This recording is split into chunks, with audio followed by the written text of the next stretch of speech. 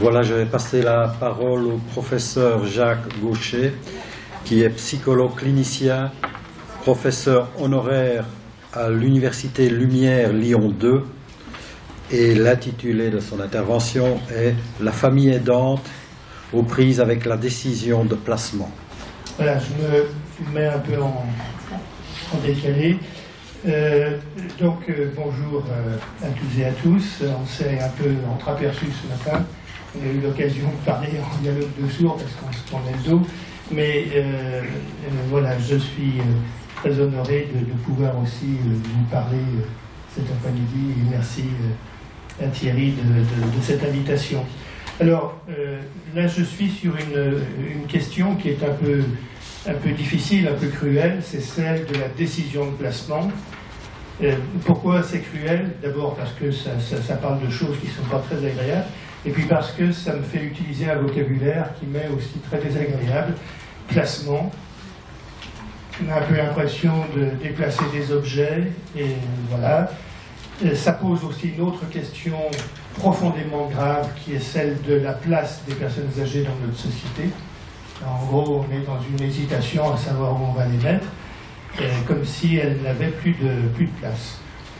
Donc c'est un peu de ces questions qu'on va essayer de parler et auxquelles on va réfléchir.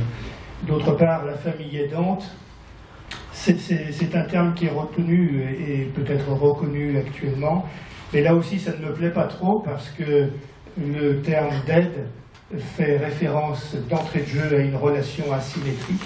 Il y a celui qui aide et celui qui est aidé, et c'est toujours une relation paradoxalement en défaveur de l'aider et en faveur de l'aidant. C'est plus noble de donner que de recevoir. Alors oui, il y a un cumul de choses, et puis aux prises avec, c'est voilà, on a la totale. Alors, j'ai 4 points de réflexion, et j'en profite, comme j'ai indiqué en bas, pour dire je vais surtout m'appuyer sur une pratique clinicienne que sur des auteurs, même si de temps en temps il y a des références à des auteurs, et c'est plutôt la pratique clinicienne qui m'a interrogé. Première question, première problématique, ça sera celle donc du placement comme effet de rupture. Alors ça a déjà été approché ce matin, ça l'a été aussi encore cet après-midi, problématique de rupture. Mais la rupture pour qui? Et puis qu'est-ce qui fait rupture? C'est une rupture pourquoi? Deuxième élément, c'est l'évolution des rapports entre les familles et leurs anciens. Bon, au cours des dernières décennies, il y a des choses qui ont évolué extrêmement vite sur le plan sociologique. C'est quand même bon de se le rappeler. Je passerai assez rapidement là-dessus. Ce n'est pas des grandes nouveautés, loin de là, mais c'est bon de se repencher un peu là-dessus. Je ferai aussi référence à la famille comme un groupe psychique, c'est-à-dire comme je m'appuierai sur les travaux de Anzieux et KS, en particulier là-dessus, mais Coqueluche aussi, sur l'appareil psychique familial, comme je le nommerai ici. C'est l'appareil psychique groupal de René KS. Et puis, je voudrais dire 2-3 mots, mais je ne sais pas si le temps me le permettra. Il y aura peut-être la deuxième mi-temps.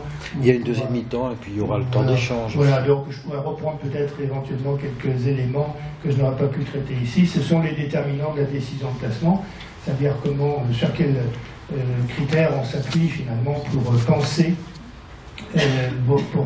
le placement. Alors, la rupture, d'entrée de jeu, je vais l'approcher avec en filigrane la question de la mort. Ça a été dit ce matin aussi, l'entrée en établissement, c'est une première, peut-être une grande préfiguration de la mort annoncée de la personne âgée. En gros, si je la mets en EHPAD, je la tue. C'est le fantasme qui est derrière, c'est cette frayeur qui peut être paralysante.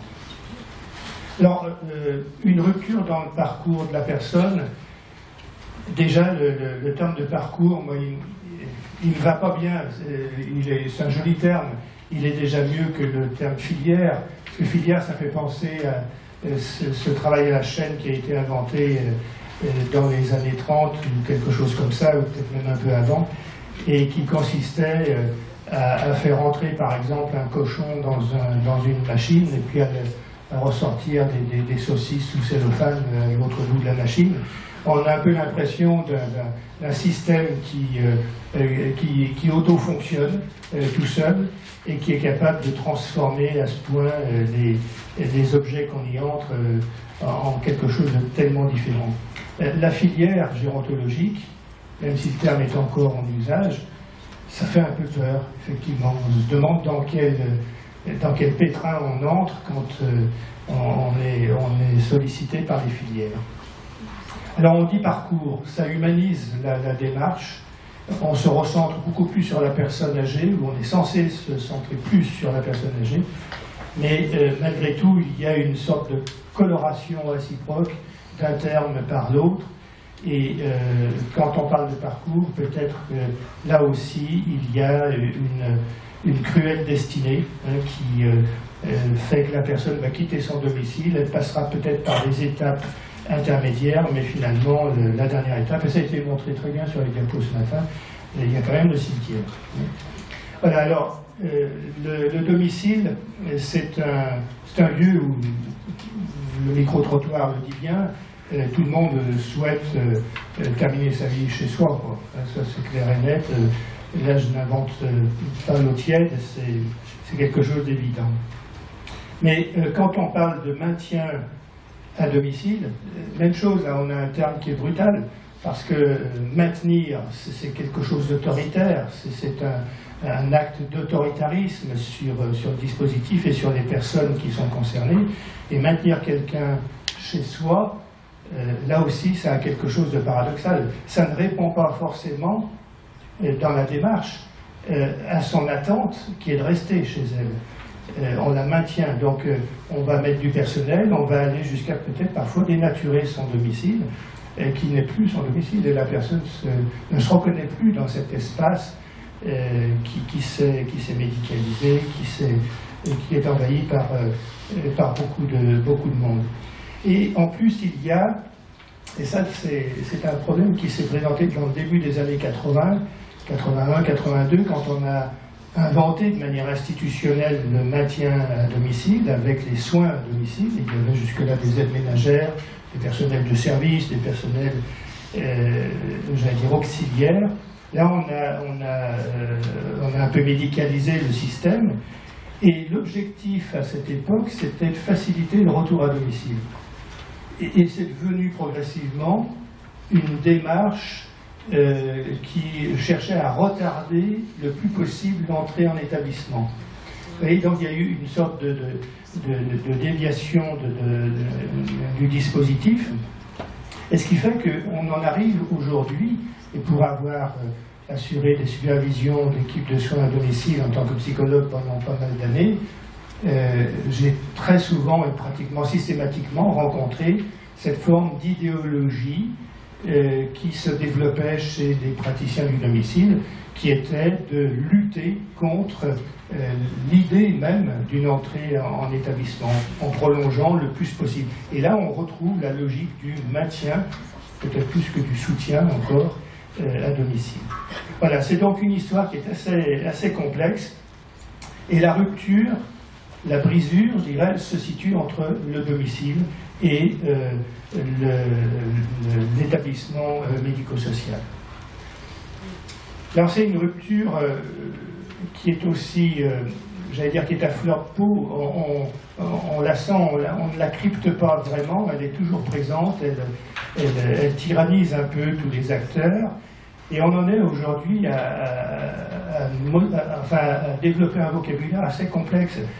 On parle du coup de vivre chez soi en EHPAD, on parle plus récemment de développer l'EHPAD à domicile, l'EHPAD hors les murs, comme si on pouvait suturer cette brisure qu'il y a entre domicile et EHPAD. Ces deux univers-là, finalement, pourraient se retrouver. Alors, effectivement, Jean Maisondieu parlait du vocabulaire. Moi, je trouve qu'aujourd'hui, sur ces questions-là, le vocabulaire est assez complexe et en même temps, il est très révélateur du malaise dans lequel chacun se trouve au sujet de cet effet de rupture dans le parcours de la personne, dans son parcours de vie plus précisément. Voilà, on n'a pas beaucoup de... Même s'il y a des efforts qui sont faits un peu dans ce registre, on n'a pas beaucoup de personnel qui soit bi-appartenant. Il y a les personnels de l'EHPAD et les personnels du domicile. J'ai la chance, maintenant que je suis à la retraite, d'être vice-président d'un grand groupe associatif qui gère une soixantaine, un peu plus de 60 établissements. On a développé un concept, ça nous fait plaisir, c'est le concept de pôle des aînés, et on essaye de développer des réponses, des soins, des services, depuis les premières demandes à domicile jusqu'au décès de la personne. Et donc, on parle du pôle des aînés. Mais on n'arrive pas, même dans notre propre structure, à faire travailler des aides-soignantes, par exemple, à mi-temps au domicile, mi-temps en EHPAD. C'est des choses qui ne marchent pas. Donc, cette rupture-là, cette brisure, comme je dis, on la retrouve encore à cet endroit-là. Voilà, donc, on parlait ce matin de cette décision qui peut être un peu entrée dans les couloirs de la mort. J'ai souvent utilisé ce terme qui faisait hurler les étudiants, mais bon, c'était une réalité. C'est de dire que finalement, quand on déplace une personne âgée en direction de l'EHPAD, on est un peu sur le fantasme de déportation. C'est-à-dire on la déporte, certains disent on la dépote, on pourrait dire on la déporte, quoi. On va lui dire qu'elle va entrer dans un voyage sympathique, hein. Enfin, je me rappelle de vieilles histoires qui ne sont pas très agréables, mais il y a quelque chose de très très cruel que le porteur de décision va devoir gérer. Alors on parlait de culpabilité, je parlais ce matin, j'ai évoqué cette question de la honte, parce que je pense qu'on est vraiment sur la logique de la honte. Quand on parle des anciens qui ont fait les camps de concentration et qui n'en parlaient même pas après à leurs plus proches et à leurs plus intimes, c'est bien parce qu'il y avait une question de honte, et pas une question de culpabilité. Donc il vaudrait mieux parler de honte. La tâche primaire d'une institution, c'est ce pourquoi elle est fondée. C'est ce qu'on appelle la tâche primaire, je vous renvoie aux travaux de gens comme Fustier, et ainsi de suite, sur la question. Mais la tâche primaire de l'EHPAD, elle est paradoxale. Parce que c'est un lieu de vie, c'est déclaré comme tel en tout cas, c'est un lieu d'accueil, c'est déclaré aussi comme tel. Ce qui est moins déclaré, c'est que c'est un lieu de mort. Il faut quand même se rendre compte qu'il y a 90% des personnes qui vivent en EHPAD qui vont en ressortir morts. Il y en a très peu qui rentrent à domicile. Il y en a quelques-uns qui vont mourir ailleurs, par contre. Ils vont mourir à l'hôpital parce qu'ils ont été hospitalisés pour une aggravation de l'état de santé. Mais la tâche primaire de l'EHPAD, c'est une tâche primaire paradoxale. On accueille, il y a un geste de bienveillance, de bientraitance, c'est des termes à la mode, mais derrière se cache quelque chose d'extrêmement cruel qui est on accueille pour la mort de la personne. C'est-à-dire qu'elle entre avec son ticket d'aller simple et pas d'aller-retour. Alors on parle aussi des séjours temporaires. Bon, c'est très difficile à mettre en place, même sur le plan économique. On a du mal à caler un modèle économique qui permette aux séjours temporaires de bien fonctionner. Donc il faut bricoler des choses.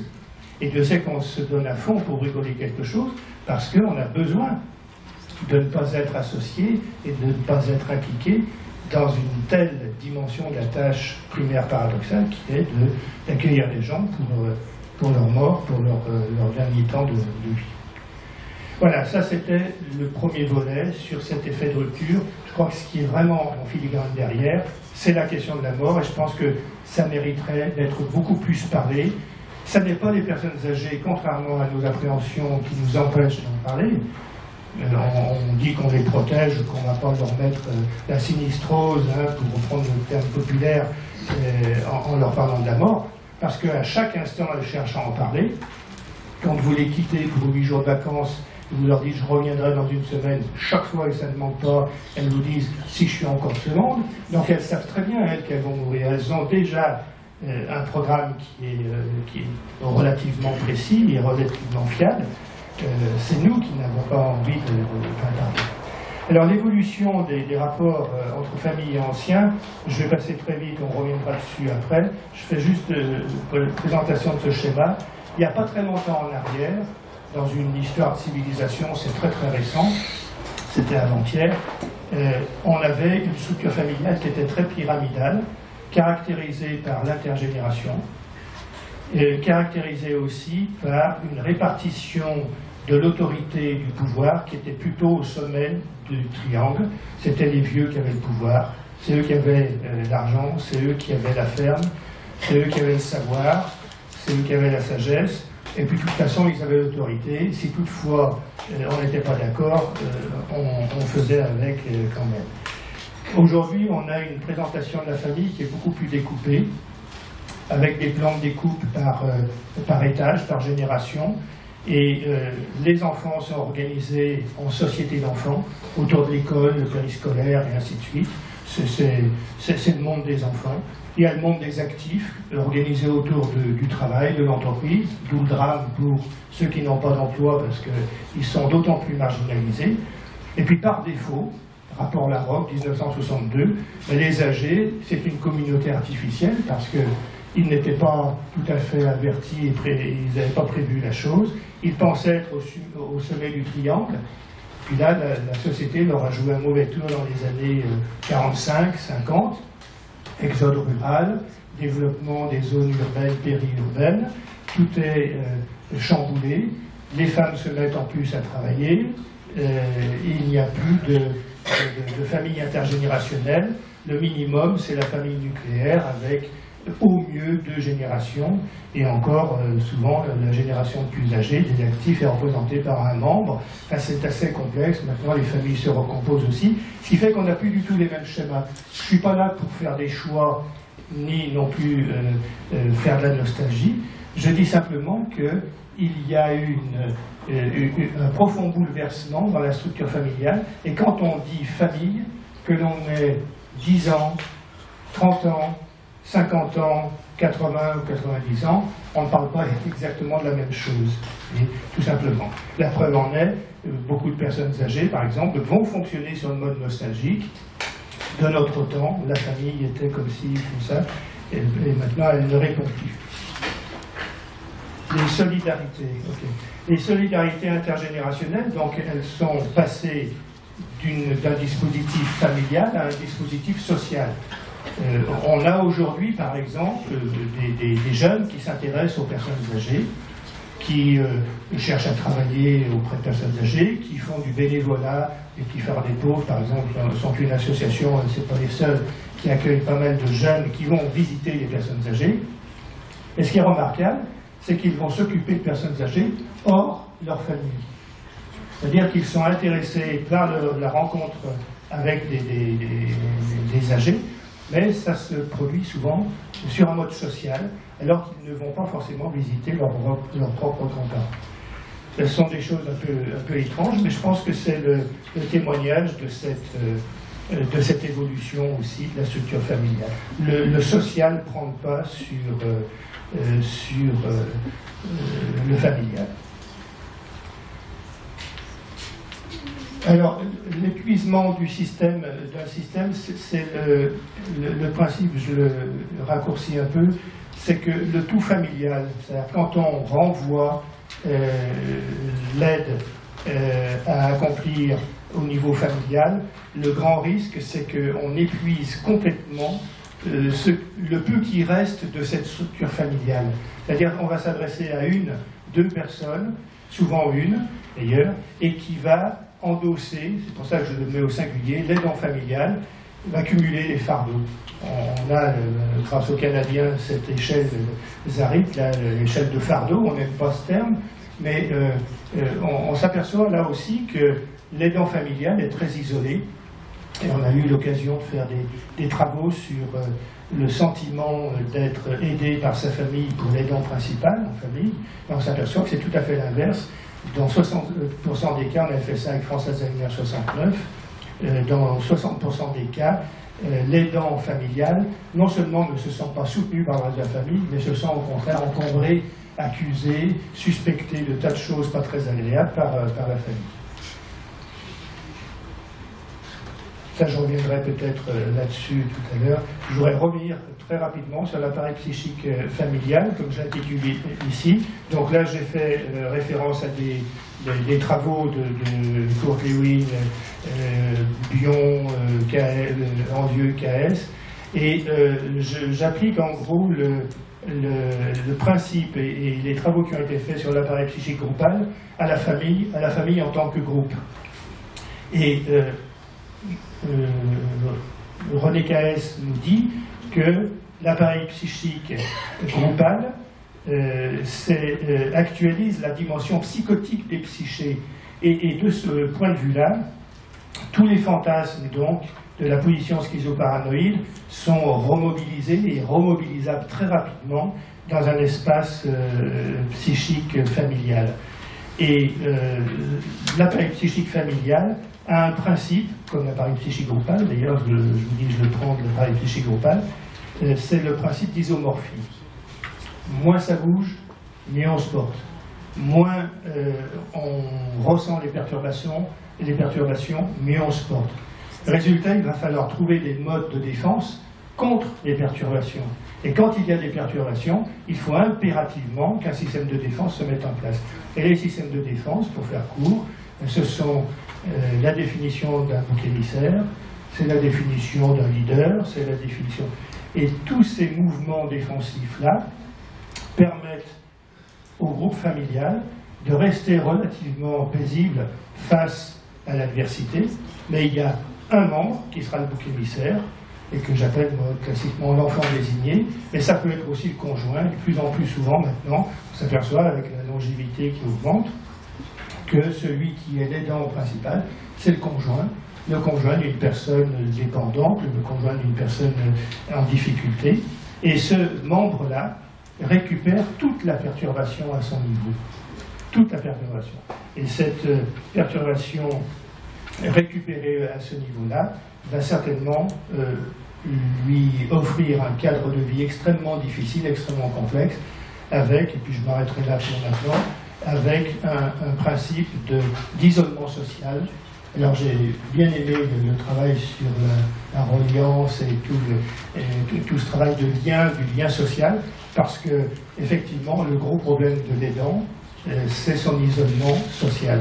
Je ne parle pas de solitude, qui est une chose tout à fait différente, c'est un concept différent, on les confond souvent, et le lien social est quelque chose qui est assez douloureux, difficile pour l'aidant. Voilà, je m'en tiens à ça pour maintenant, et puis je prendrai le reste pour tout à l'heure, pour rester vraiment les temps. Merci.